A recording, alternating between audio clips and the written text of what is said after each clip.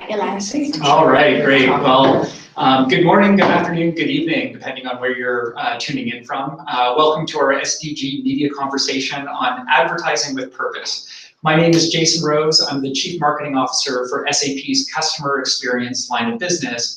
And I'm really excited to be here today with a very auspicious panel to talk about our topic today. Starting on the end, we have J.R. Kerr, the founder of Handshake. Welcome, J.R. We have Donna, the president of Warner Advertising Sales.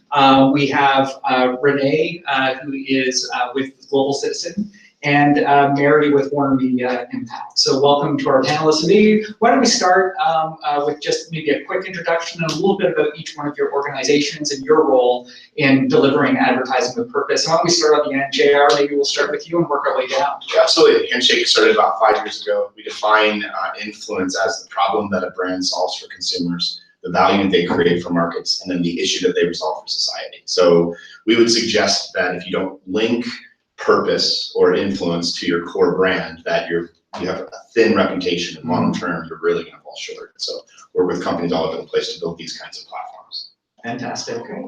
I'm Donna Speciale. I'm president of ad sales for WarnerMedia, and we really started looking into focusing a lot of our efforts into what clients now are focusing on with cause marketing. We do a lot of conversations, meet with a lot of CMOs, and obviously doing a lot of their brand focus. But instead of being more brand focused on purpose, it's now more about purpose of what's going on with society. I feel like we're at a really pivotal point right now in society, especially with Gen Zs and their focus of really having a cause and being so tied to brands that help their purpose of where they're focusing on. And we feel for our company, we started a division that Mary is now running called Impact to kind of help now clients with their brands push this effort out. Because I think a lot of people are having conversations within their own organizations, but they're not pushing it out for brands to really get the elevation that they need with the connection to what they're doing. Right, makes sense. Great. Renee? So I'm Renee. I'm with Global Citizen, and our mission is to end extreme poverty by 2030. We're tied very closely with the global goals, which you see behind us, and we work with brands to capture and amplify their voice on how they're helping to end extreme poverty. We have an app that people can download and take action. I ask all of you to do it. And actions are anything from a tweet, sending an email, calling your senators or representatives of government to ask them to do things like provide vaccines for children, keep girls in school, make sure people are fed, nobody goes hungry. So again, our platform is to end extreme poverty, and we do that through advocacy and action. Focusing on millennials is our main target audience, and giving them a platform so that they can put their voice out there and share what they care about. And then also providing the global brands that we work with a platform for them to work with our audience as well and say, here's what we're doing to end extreme poverty in the world. Great. So hi, I'm Mary Sculley. I run the Impact practice at WarnerMedia, formerly Turner. And Donna hired me a few years ago to work on the client strategy practice, which is to work with clients to help affect their KPIs. So as we started, Donna asked me to take a look into the CSR world, which is really the cause of the brand. And as we're doing that, I did not know this when I joined the company, but Ted Turner 20 years ago gave $1 billion to the UN. And that started the UN partnerships, which eventually became the 17 Sustainable Development Goals, the UN in conversation with partner states. So as we were looking into cause of a business, we realized by also looking at our audiences and to trends that millennials and Gen Zs, especially Gen Zs, will not work for, buy from, or invest in a brand that doesn't have a cause and a purpose. And at the same time, Larry Fink came out with that famous letter to all of his investors before Davos 2 years ago and said, if you don't have a purpose, we will not invest in you. So at that minute, it became clearly apparent that it wasn't the cause of a business, it's the business of cause. And we've been talking about this, that everybody I have met in the first year and a half, I would say I met with over 80 brands and many introductions from the UN. Everybody was really talking more internally And many CEOs of your own company, which we talked about how really super impressed I was with the work that SAP does, especially with the Leonardo Center in New York. It's amazing. But the conversation and the commitments that the CEOs have aren't really communicated to the public enough. So in one of our pieces of research, it says that, excuse me, 70% of consumers do not know what a brand's purpose is. Yeah. And so here at this time, we're here to talk about, this is what we want to start doing for brands. And as we do it, and we can help create the targets through our data, help them understand what causes they should be activating, create the content, because we are content creators, distribute and measure, and optimize the media for the greatest effect, and then measure the results for the brand. Because that's the whole point. What does the CMO do? How are they going to tell the brand purpose story if they're not selling their product? That's right. Yeah. So what has just happened is that if you don't tell the brand service, you won't sell your product, and that's where we're committing today. Fantastic. Well, Mary, thank you for that. And Donna, obviously you have a broad remit over the whole ad sales area for WarnerMedia.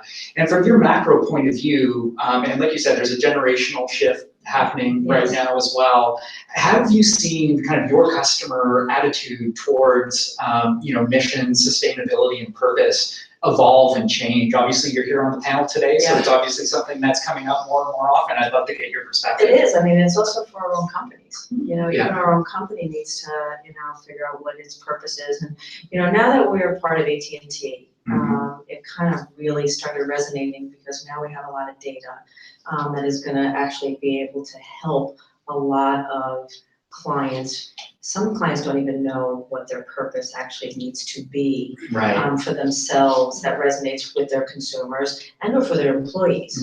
So, now with AT&T, Mary and I have been kind of working on this literally for about a 2 year and a half practice, but now with AT&T and the acquisition finally happening, we're now, we now have a huge resource behind us that is going to help this. What I'm seeing though is, there's somewhat of a disconnect sometimes with marketers on where it sits, and that's one of the reasons why we kind of started Impact is because, Mary's now talking to different individuals in different, I'm sure you realize, in different companies, because sometimes the individuals we talk to, whether it's a brand marketer, there's a disconnect between the divisions, and it's hard, and sometimes we're in the middle trying to bring it all together to try to get that message of that cause out amongst their whole company. So we're kind of like that middle part to kind of bring it all together. We're helping them sometimes create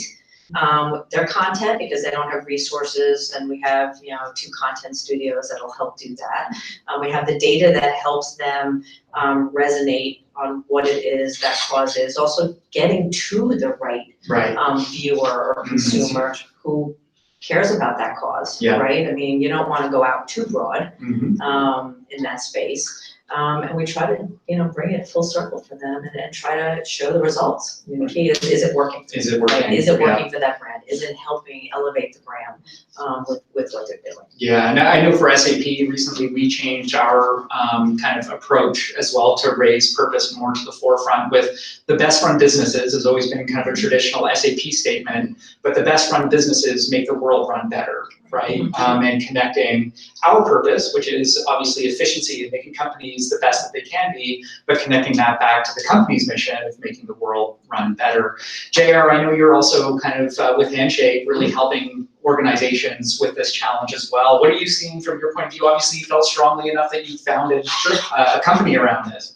Yeah, and I think that these three have said it in their own way. I think you've said it very well. I think there's a couple of things that are happening from our point of view, from trends. So first, there's this move from global to local that's happening in people's expectations of business. This is actually not new. So, this is this famous Stoic idea that there's no new idea, right? And there is no new idea. And so the fact of the matter is that business started in local communities. There was lines of credit for mom and pop, and like businesses were the heart and soul of their communities, right? We then lost sight of that over the last 100 years.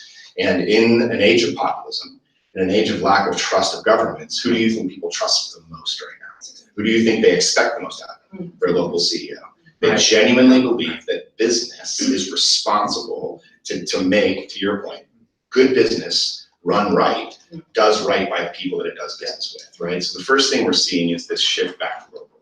The second is, and I think you referenced it, or I can't remember which one you said it, it's absolutely the Gen Ys and millennials. It's not just them. So there is this Gen Z that is coming, but even more so, all of the data shows, and these guys have tons of data, is that Gen Z and Gen Y are influencing who? Yeah. Mom and dad. Right. So what's happening is, over the last 15 years, we've consistently seen the older generations increase their purpose-driven decision-making. So now your largest sum of resource, right, which is still here, is now being deeply influenced there. And I think the last thing we've seen is that it's less about the tertiary parts of the company, and it's far more about the core. Right. You have to get after, what about your business model? Yeah.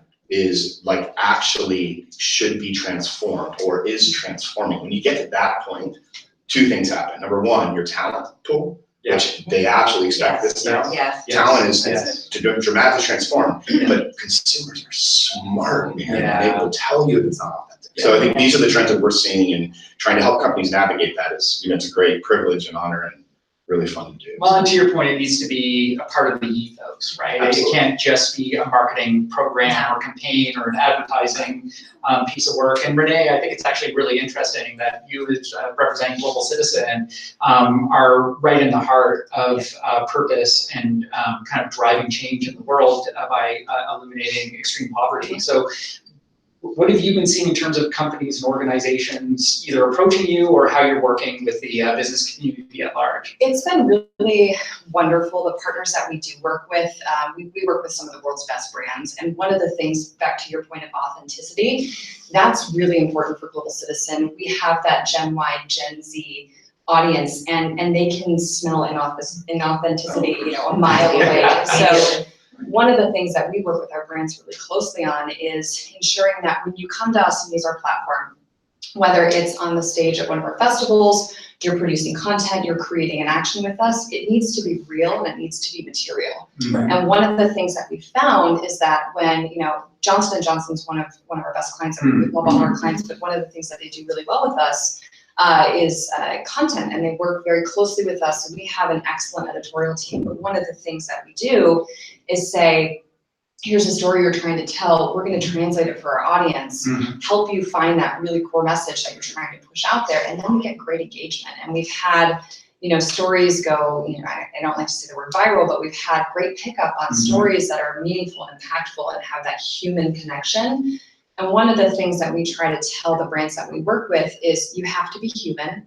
The actions that we put on our platform have to be material. And that's one of our kind of guiding principles is when we put an action on the Global Citizen website, it needs to have an impact, it needs to be measurable. And one of the things that Global Citizen's also doing is working closely to audit our process and audit our impact to say, at the end of the day, we're in the middle of a series of case studies right now to say, here's how many lives were impacted, and here's a person, and here's their story.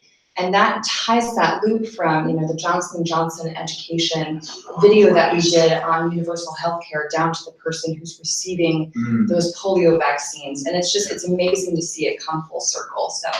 Fantastic. Yeah. Well, and you used the word impact a few times, which I think is really interesting. As you know, Mary and the WarnerMedia impact team are focused in this area. And Mary, I was wondering, how did your team get involved? Obviously, Donna, you've got kind of the overall kind of touch everything, right? And then you're kind of very focused in this impact area.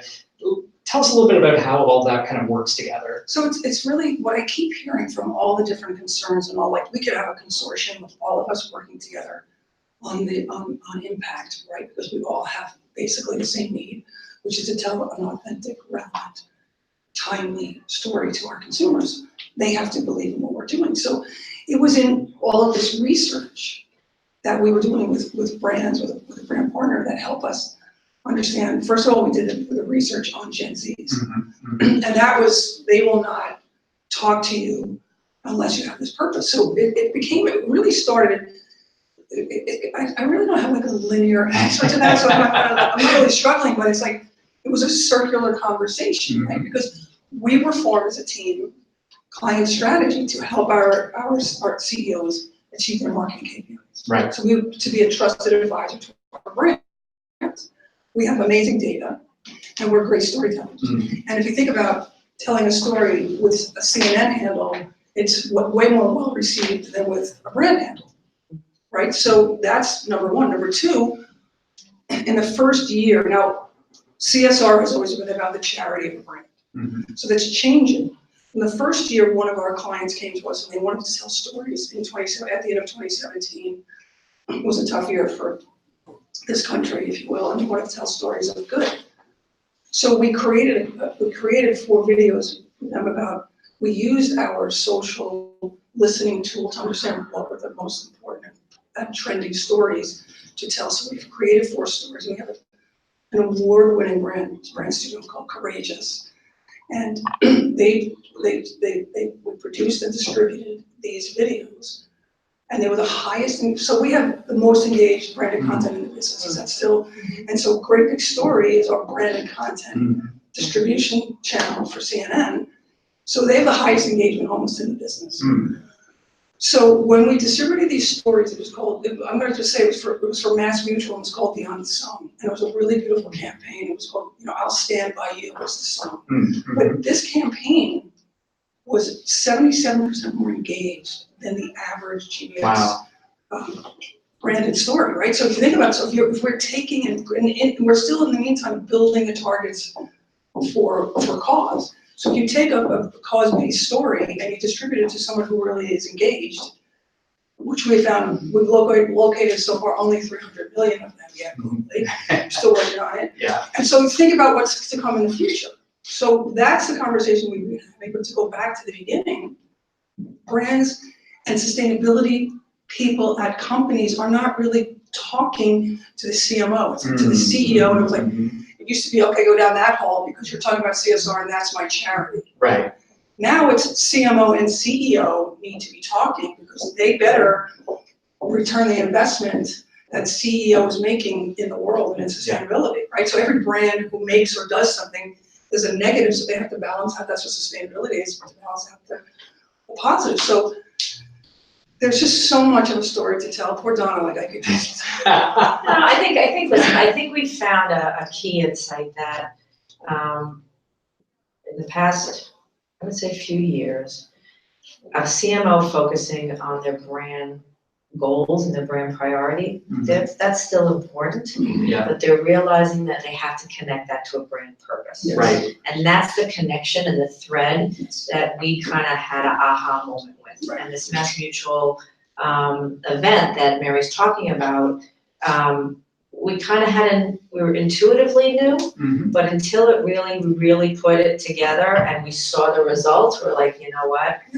There's more to this. And we really just started diving in, and it just, again, we had all the pieces, and even within our own worlds, the pieces probably weren't all connecting. We weren't probably all connecting it to this. Yeah. And we then had that aha moment going, oh, well, we can actually help a lot in this space with clients that we didn't even know we had. Yeah, I think that the thing that you just touched on, I think is really important, is that like historically we've thought about marketing in 2 ways, right? So we thought about marketing in terms of product marketing, Right. and then we thought about marketing in terms of enterprise brand. Right. And I think to the point that you just made, I think you all are actually uniquely positioned, actually both brands represented here are uniquely positioned to connect the two.